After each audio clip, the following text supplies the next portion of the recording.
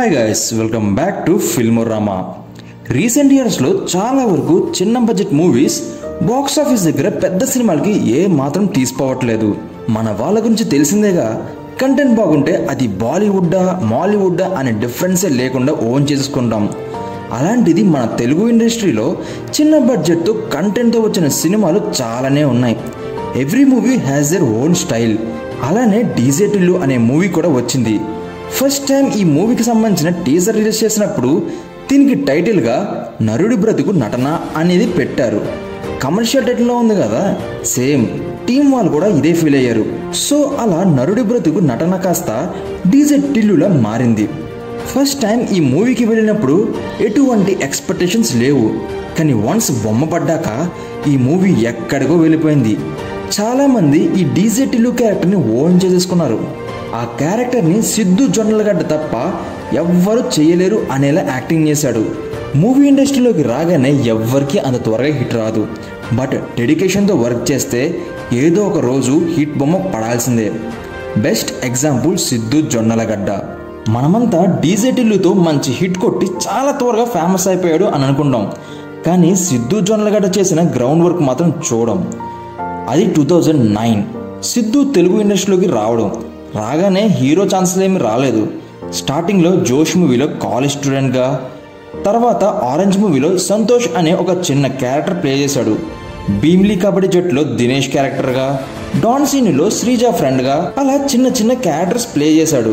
2011లో life before wedding మూవీలో debut ఇచ్చాడు, కానీ రావాల్సిన గుర్తింపు అయితే రాలేదు. తర్వాత చాలానే సినిమాలు చేశాడు. గుంటూ టాకీస్, కల్కి, కృష్ణ అండ్ హిజ్ లీలా, మా వింతగాథ వినుమ, డీజే టిల్లు, టిల్లు స్క్వేర్, అలా ఇన్ని మూవీస్. 14 ఇయర్స్ జర్నీ తనకంటూ ఒక గుర్తింపును సాధించుకున్నాడు. టిల్లు స్క్వేర్ ట్రైలర్ రిలీజ్ అయ్యాక అనుకున్నంత ఎక్స్పెక్టేషన్స్కి రీచ్ అవ్వలేదు. ఎందుకంటే ఇప్పుడు అందరూ డీజే టిల్లు చూశాక టిల్లు స్క్వేర్ మీద చాలా ఎక్స్పెక్టేషన్స్ పెంచేసుకున్నారు. ఓవరాల్ మూవీ రిలీజ్ అయ్యాక టిల్లు స్క్వేర్ సూపర్ హిట్ అయింది, కానీ చాలామంది అన్నది ఒక్కటే మాట, సేమ్ స్టోరీ తీసాడేంటి. బట్ చాలామంది మూవీ చూసింది స్టోరీ కోసం అయితే కాదు, టిల్లు బాడీ లాంగ్వేజ్, డైలాగ్స్ కోసం.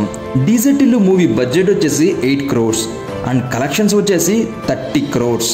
అలానే టిల్లు స్క్వేర్కి బడ్జెట్ వచ్చేసి 40 crores and rest of the collections 101 crores in just 9 days.